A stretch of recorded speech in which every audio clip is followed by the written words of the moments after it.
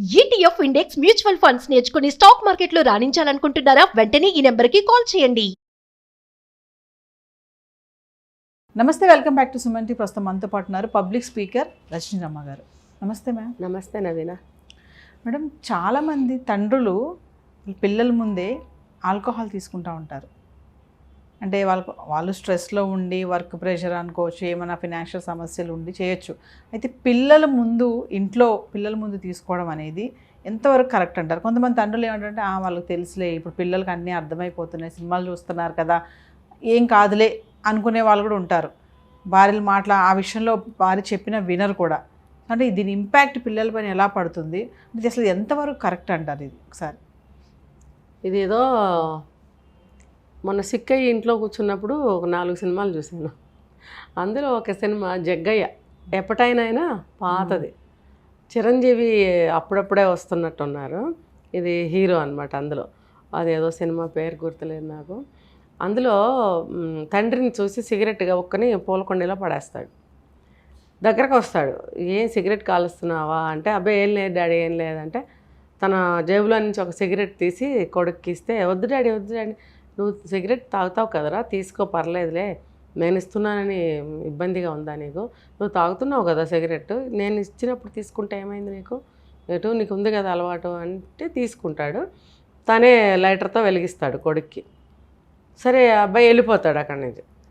పని అతను అడుగుతాడు, ఏంటండి అయ్యగారు, మీరు మీ అబ్బాయికి మీరే సిగరెట్ ఇచ్చి వెలిగించారు, అది మరి తప్పు కదా అంటే, అంటాడు, మీరు ఎంత అయితే మనం దాన్ని గట్టిగా పట్టుకుని లాగుతామో, అంటే వద్దు వద్దు అని అంటామో, లేకపోతే పట్టుబడిపోయిన భావం వాళ్ళలో పెరుగుతుందో, అది ఇంకా పెరుగుతుంది తర్వాత. అదే మనమే చేసామనుకో ఫ్రీ అవుతారు, తర్వాత అది ఎక్కువగా వెళ్ళదు. అది ఏదో ఉన్న అలవాటు ఉన్నట్టుగా ఉంటుంది.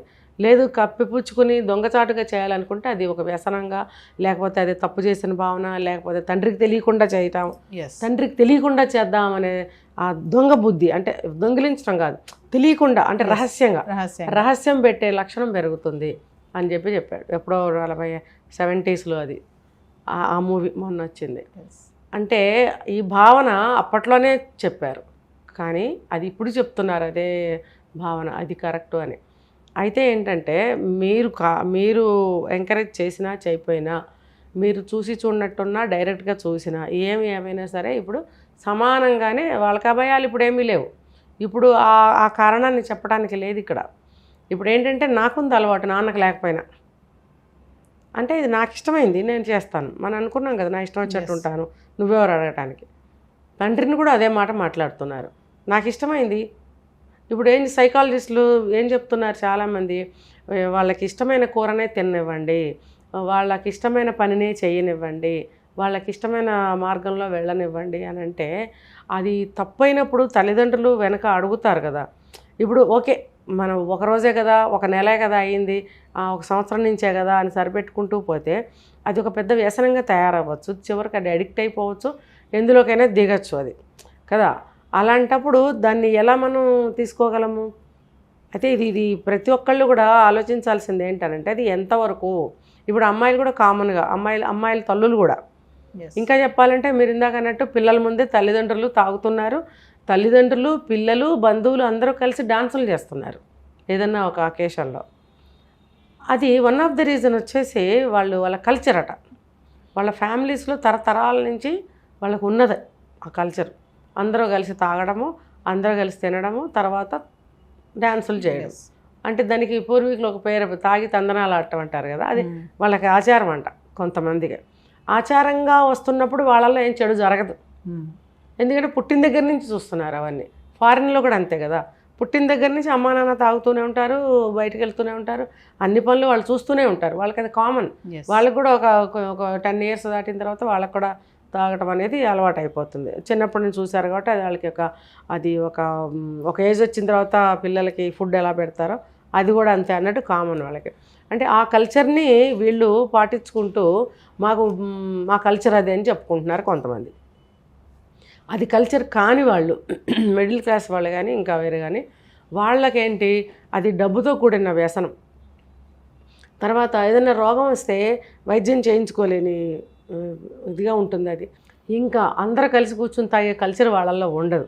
ఇంకా కొడుకు తాగినా తండ్రి తాగినా ఒక పెద్ద తప్పుగా ఉన్న వ్యవస్థలో ఉంటారు వాళ్ళు. ఉన్నప్పుడు వాళ్ళకి అది నాట్ కరెక్ట్, నాట్ సూటబుల్ వాళ్ళకి అది. అలాంటప్పుడు మనం చెప్పుకుంటాము, తండ్రి ముందు కొడుకు తాగొచ్చా, కొడుకు ముందు తండ్రి తాగొచ్చా, కలిసి తాగొచ్చా అనేది ఖచ్చితంగా అది తప్పే అవుతుంది. ఎందుకంటే ఇది వీళ్ళ కల్చర్ కాదు. ఇంకా చెప్పాలంటే మన ఇండియన్ కల్చర్ కానే కాదు. కొత్త కొత్త కల్చర్స్ అన్నీ అలవాటు చేసుకుని అది మా కల్చర్ అని అంటే మనం ఏం చెప్పలేము. కానీ ఏది ఏమైనా సరే ఇది చెడనే మనం చెప్పుకోవాలి. ఇది ఎంతవరకు ఇప్పుడు పెద్దవాళ్ళు మీరు కాబట్టి మీరు కంట్రోల్లో ఉండొచ్చు. పిల్లలకి తెలియదు కదా, ఏది రుచిగా ఉంటే ఆ పదార్థమే ఎక్కువ తింటూ ఉంటారు పిల్లలు. చూసారంటే మీరు వేరేది ముట్టుకోరాళ్ళు. అలాగే ఇది నచ్చింది అని అంటే అందులోనే మునిగి తేలితే ఇప్పుడు నవేడేస్ డ్రగ్స్ అని అవని ఇవన్నీ వద్దంటే వినకుండా పబ్బులకు వెళ్ళడం, క్లబ్బులకు వెళ్ళడం, బెట్టింగ్లు పెట్టడం, ఇవన్నీ ఒక తాగడమేనా? ఇవన్నీ వ్యసనాలు కావా? ఇవన్నీ మనం చూస్తూ ఊరుకుంటే అవి పెరిగిపోతూనే ఉంటాయి. కాబట్టి ఇది తప్పు లేదు అనుకుని పిల్లల ముందు మనం ఏం చేసినా తప్పే.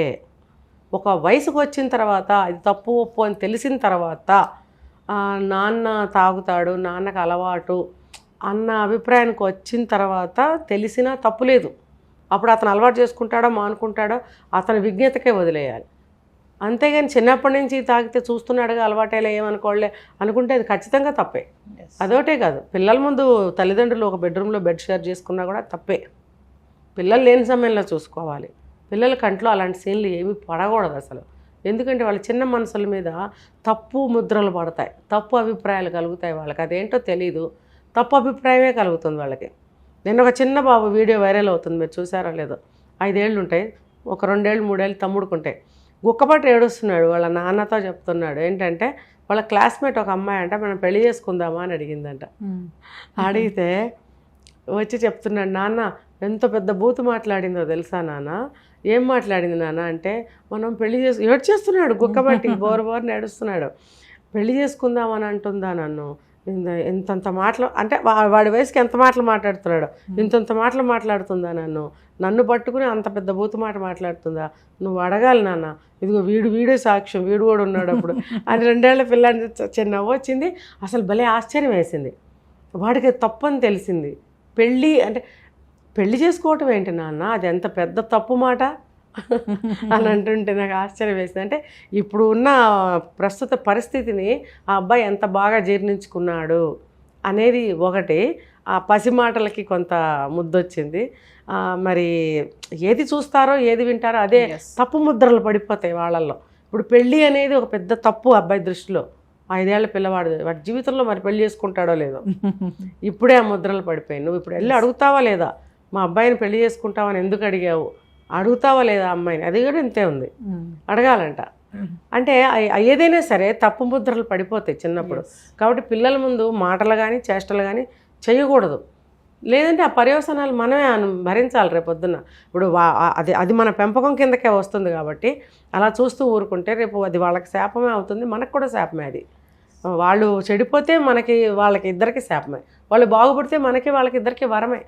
ఇది తెలుసుకోవాలి తల్లిదండ్రులు. తెలుసుకుని వాళ్ళ ముందు ఏం చేయాలి ఏం చేయకూడదు అనేది ఆలోచించుకుని ముందుకు వెళ్ళండి.